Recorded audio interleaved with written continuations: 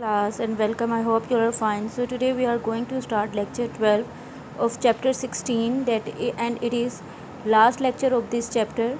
So let's proceed toward our lecture. Today we will discuss about again division of labor and key points of this chapter. So firstly I will explain you about what is the meaning of division of labor. Division of labor means that different cells, tissues, organs के दरमियान function divide कर दिया जाता है और वो जो cell और टिश्यू और ऑर्गन है अपना रिस्पेक्टिव फंक्शन परफॉर्म करता है.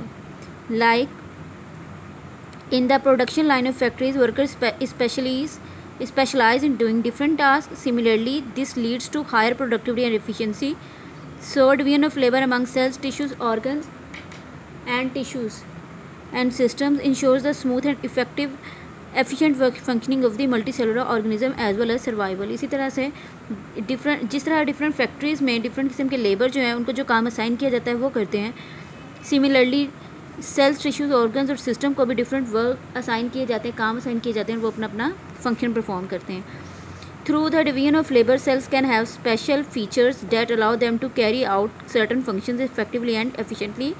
For example, muscle cells are elastic, which enable them to contract easily and cause body movement. Photosynthetic tissues contain many chloroplasts. So, because of this chloroplast, they can produce food for photosynthesis, and different functions on multicellular organisms can be performed at the same time by division of labor. Division of labour के ज़रिए multicellular organism में एक ही वक्त में कई काम किए जाते हैं. So let's start key point. Dear students, in this chapter firstly we will learned about some cells which are designed to carry out certain functions efficiently, like red blood cells oxygen transfer करेंगे, neurons message convey करेंगे, receive करेंगे, brain तक पहुंचाएंगे. इसी तरह से plant cell different हम लोगों ने पढ़े हैं. प्लांट सेल प्लांट में फूड प्रिपेयर करेंगे, प्लांट को स्ट्रेंथनिंग प्रोवाइड करेंगे. Cells of the same structures gather together in groups और लेयर्स टू फॉर्म टिश्यूज़. जब डिफरेंट किस्म के सेल्स इकट्ठे होते हैं जो एक ही तरह का फंक्शन परफॉर्म करते हैं तो वो टिश्यू बनाते हैं.